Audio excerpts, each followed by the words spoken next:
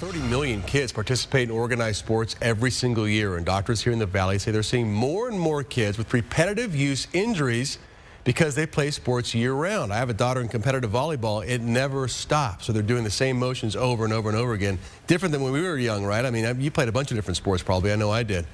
But there are steps that kids and parents can take to prevent these issues.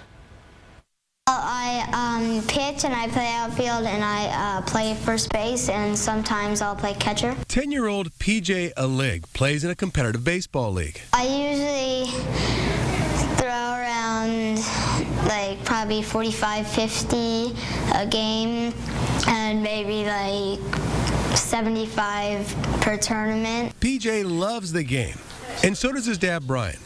But there's concern of PJ overusing his pitching arm. It's certainly a concern at his age that he plays quite a few sports and that he may get injured one day. And children are getting involved in sports a lot earlier, and they're becoming a lot more competitive a lot sooner than they used to. Dr. Penny Bowen of EVDI Tempe says she sees kids for sports-related injuries on a daily basis.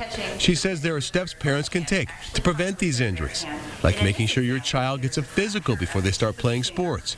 You should also make sure your child trains with an experienced coach and uses the proper protective gear and equipment. And kids need to make sure they know their own limits. You should be able to have a conversation with your child about their body and listening to their body. As for PJ, he says he'll be keeping track of his pitching, but he also has some advice for other athletes his age. Stretch and eat healthy and hydrate before games. And of course, if your child has some sort of injury, see a doctor right away.